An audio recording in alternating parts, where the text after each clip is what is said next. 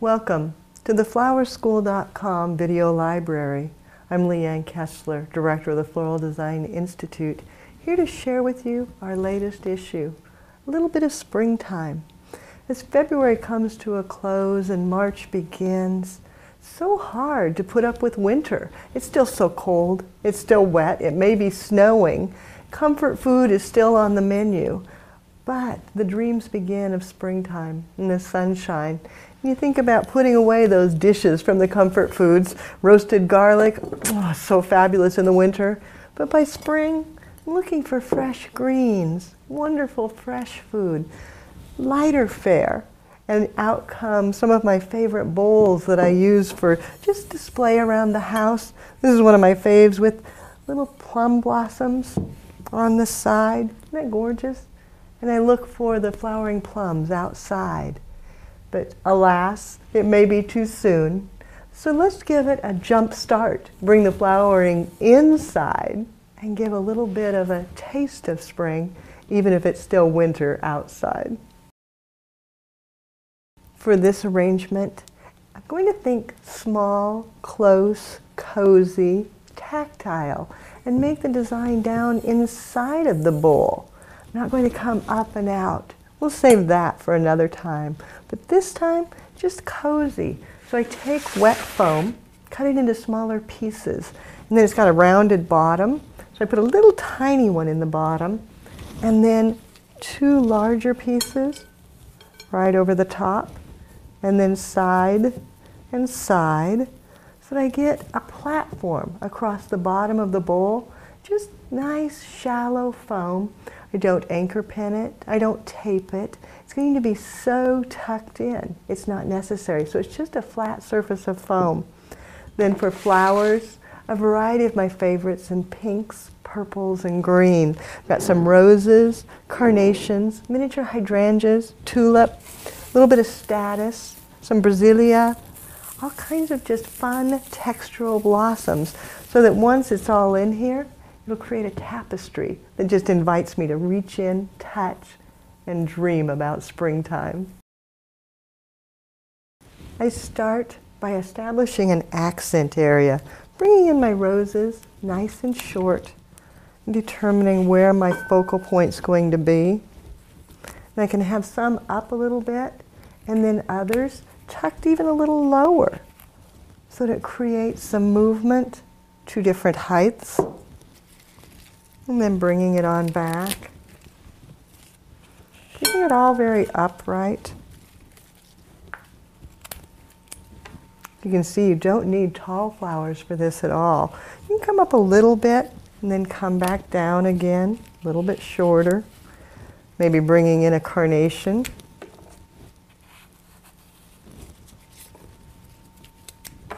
Carrying it all the way to the front.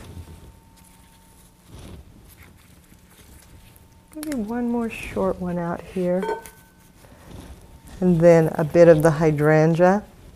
Now, the hydrangea I use in the full cluster. I don't break it apart. I find in foam, if you use the whole master stem, it works better. When you get into these shorter laterals where it's such new growth and it's softer, sometimes it doesn't hold as well. So you're better to use that master stem when you insert it, and just slide it right down in. And a second one. Throwing all my flowers all over here.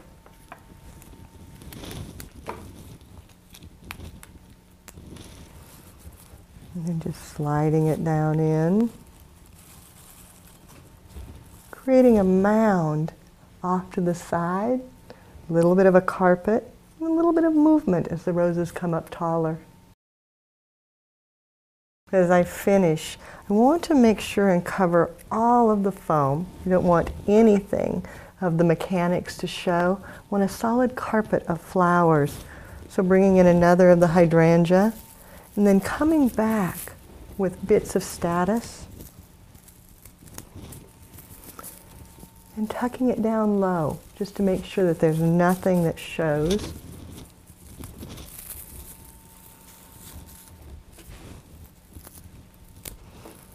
Bring it from one side, clear over to the opposite side.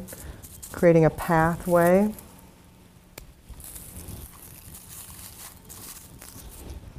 So I get a little bit of the deep purple, carry it all the way to the other side. Then I go back, a little bit more to add fullness over here. And then the texture of the Brasilia, just breaking it down. Maybe bringing it up a little bit higher, letting it come above the other blossoms.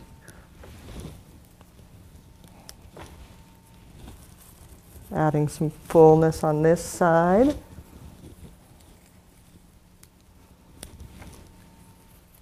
And then bringing it through, sneaking it in between. And then all the way out and over to the opposite side. And again, letting it peek upward a little bit, almost like it's going to spill out of the bowl. Got room for a little more status over here. And maybe one more carnation right up towards the front, just to fill in even more fully.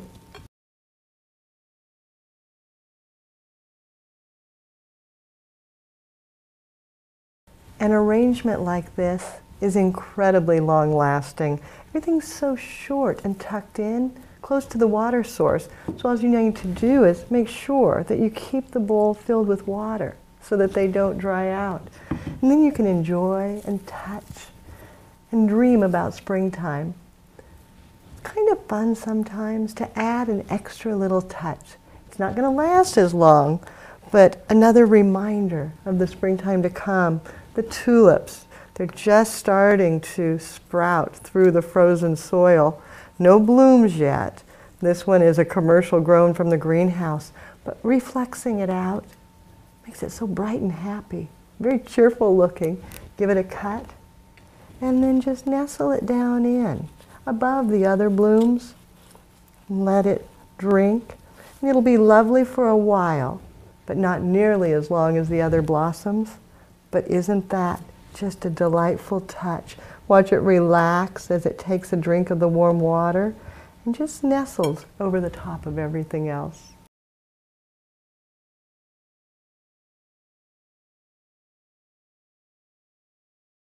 Now it's your turn. Are you ready to dream of springtime? Gather up your favorite flowers, find the perfect bowl, and create your own tapestry. Set it at your desk, set it on the table beside the couch, and just dream of the spring to come. For more creative inspiration and more spring dreaming, check out our website, flowerschool.com. If you've got questions or comments, don't hesitate to contact us. You can give us a call at 1-800-819-8089, or if it's easier, use my personal email. It's Leanne, Leanne, @floraldesigninstitute.com.